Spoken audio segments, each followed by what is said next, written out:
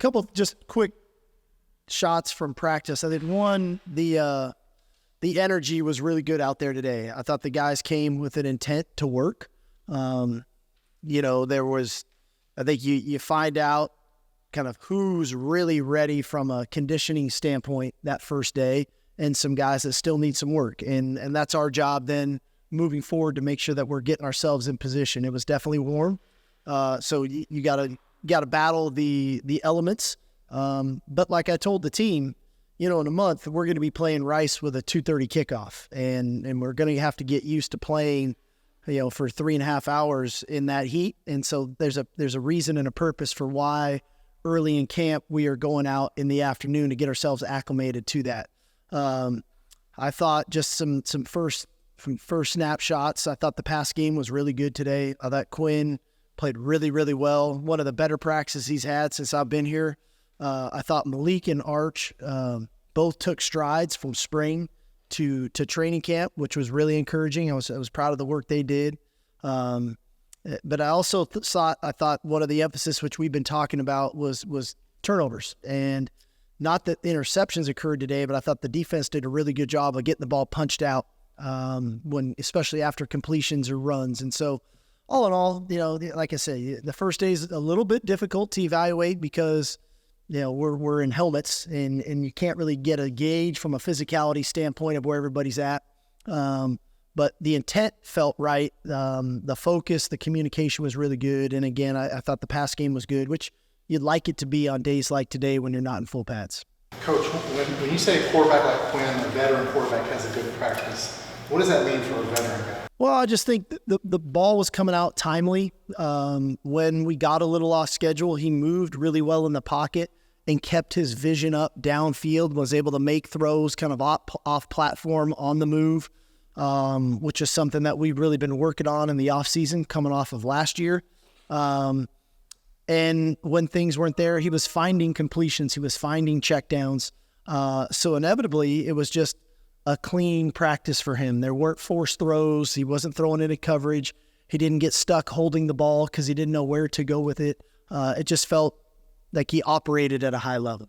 Do you feel like he was quicker today, maybe than a year ago at this time? No, I mean, I think he was quicker on two fronts. I think he was quicker movement-wise. I think his physical ability, he's in, since we've had him, this is the best shape we've seen him in. And so the suddenness in the pocket, like I said, the ability to make throws off platform on the move was there. But I think he was quicker mentally today too.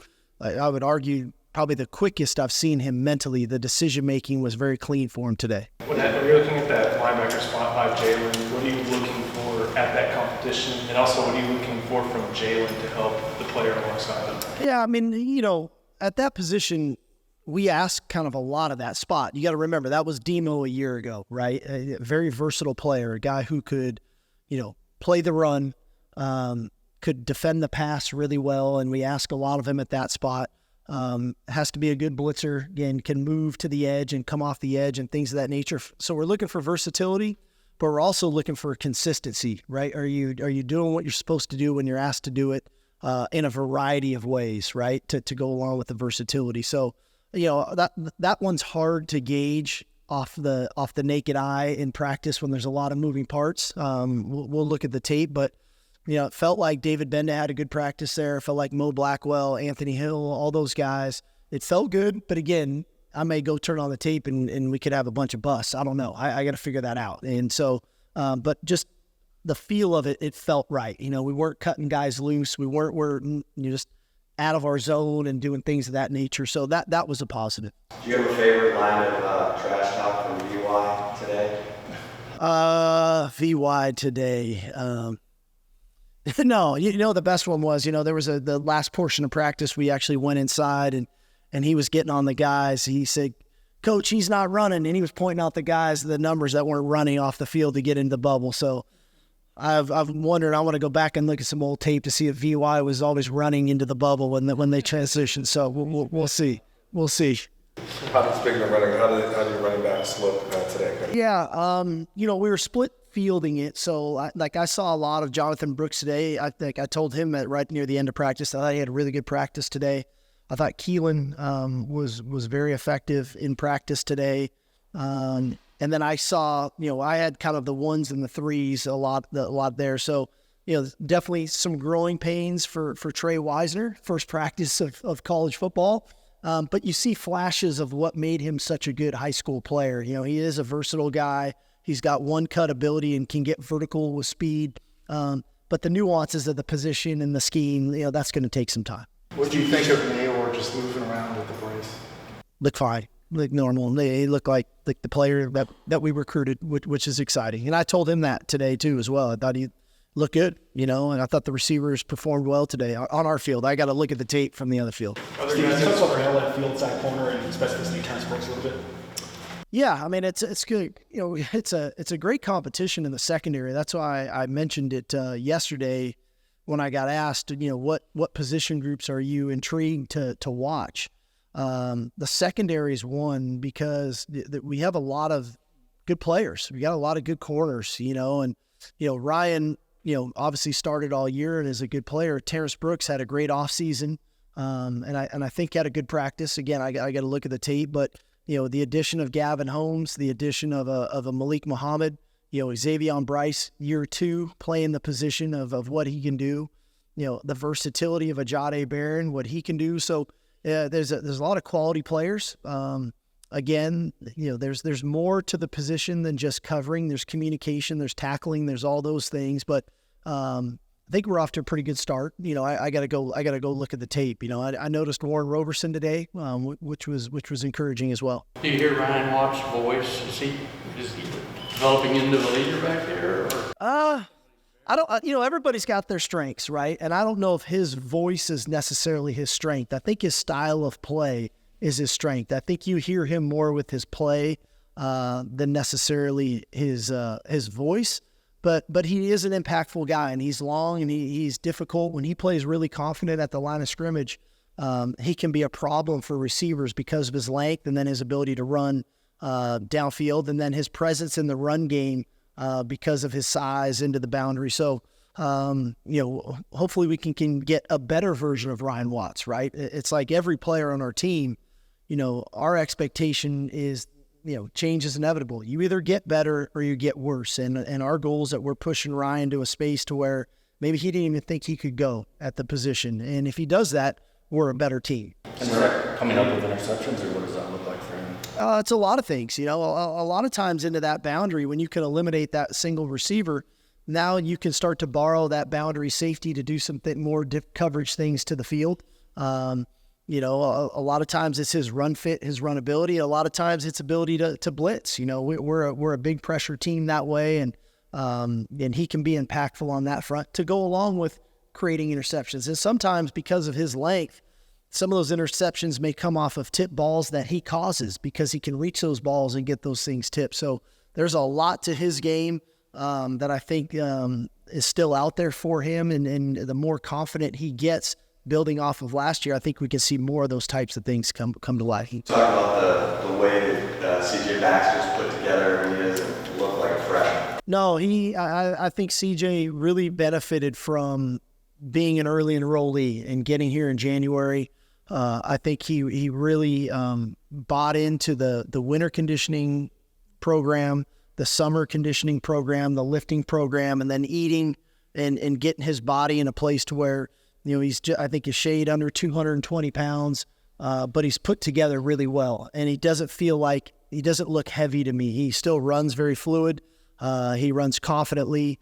So like I said, yeah, you're right. He doesn't feel like a true freshman out there of what by the way he looks. You like their hands as receivers too, all the running backs? Yeah, I mean, the biggest thing for me, I wouldn't have recruited them if they couldn't catch. When we go through the recruiting process at the running back position, that's kind of a prerequisite if you want to come play running back for us in our system. You have to have the ability to catch the ball. We like to utilize them in the passing game. Between Trey did a lot of split out when he was at DeSoto, so he caught a lot of balls, and Sed obviously catches the ball. We know what Keelan can do and Jonathan can do and Savion can do. So all those guys, very comfortable catching the ball. But lighter note, today was your first practice with your son. What are your thoughts about that opportunity? He was on the other field, man. I didn't get a chance to see him, but it's a very cool moment. It's interesting. We assign seats in the team room for team meetings, and I don't, our operations people do that. I don't necessarily assign those seats, and he's like front and center, man. He's like 4 rows back, right in the middle. And so last night when we were going through kind of our philosophy, our style and things, man, I must have looked up and saw him 10 times. I felt he must have thought I was lecturing him at home or something, but it was a very cool moment. And that's, one of the cool things about what you get to do in this profession. That's one of them, to have your son on your team and to be around him every day. Saw John Gordon spoke to a team earlier today. What was maybe 1 or 2 big messages that he gave that you took away? John is a guy that I've been reading for, almost 2 decades. When the Energy Bus came out, I think kind of mid-2000s, I loved that book, and I loved what it represented and some of the thoughts and things. And so as he's written more books, we've developed more of a connection over the last few years. He actually spoke to the team a year ago as well. And so a lot of the things we do culturally, and a lot of the kind of the practices that we do to build our culture come from a lot of the foundation. If you ever read John's stuff, when he really talks about love and he talks about connection, he talks about positivity, things of that nature. And so, a lot of the same kind of the same things. He's kind of down the same road, and now it's just about, how do you deal with your inner thoughts? How do you view the world? If individually, are you viewing the world from a negative standpoint? Do you have fear? Do you have self-doubt? Or are you looking at it from a positive standpoint of I can, I will, and this is the way I'm going about my business? And so, great message. The guys, I think, always appreciate when John comes through. He's an excellent speaker, and he's got his message doesn't feel like a speech or a message. It feels true to him, because that's exactly what he believes. And I think that it resonated with our team today. How important is it for Baron Sorrell to provide a pretty consistent level of play considering the competition that's behind him and on the other side of him? Well, I mean, I think it's big for him, but it's bigger for us as a team. Here's a guy going into year 3 in the program that played some as a true freshman, started as a true sophomore and had some really good games in there where he was very effective and, came out of last year with 5.5 sacks as a true sophomore that we don't really talk about that much. And so he's a really physical, good run defender that can create a pass rush one-on-one when opportunity presents itself. When he can get a one-on-one matchup, he's good, and he's got a very powerful guy. And then he uses the quickness that he has to kind of work with the power that he has. And so inevitably, if he can continue to improve, what does an 8-sack year look like for him and what that can do, not just for him, but for our team and the confidence that we can have to get after the quarterback. Can you talk about your quarterback room? It seems like we see these pictures of Malik with his arms around the guys and his personality and what he brings to that room. Yeah, I talked to each one of them individually, and I've talked to them collectively, and I've talked to you guys about this. When we work with the quarterbacks, what we ask each quarterback to do is, 1, focus on what we're asking you to work on. And don't worry about what the other guys work on, because everybody's at a different stage. Everybody's got their own strengths, their own weaknesses, and how we're developing them. And so we try to learn from one another, but yet focus on what you need to work on, not what the other guy's working on. The second thing we ask of them is to be a great teammate. And how do you support those other guys? Because they hear the other guys getting coached. And so how do you support them?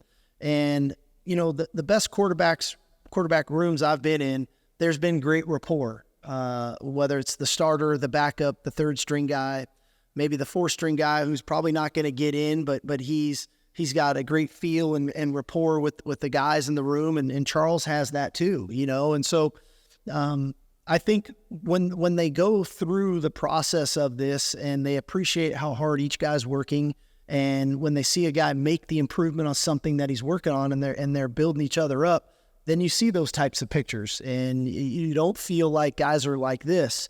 You see them like this, and inevitably that's the strength of that room, and that ultimately starts to permeate amongst your team, that your team is playing as one as we, not as me. And I think that picture kind of signifies that. Lee's got a great personality. You know, he's a very personable guy.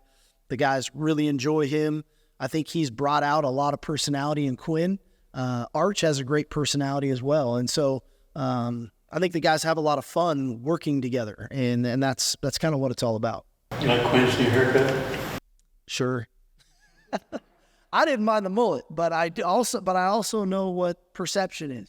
Right. And like we talked about with him, you know, right now the perception of you is preceding you before you meet anybody. And so sometimes you need to change the perception so that people really get to know you. And I think that Quinn has worked at that over the last, 7-8 months. And I think he's starting to see the value in that of who he is. Quinn's a great guy, super coachable, really good teammate, very humble, hardworking.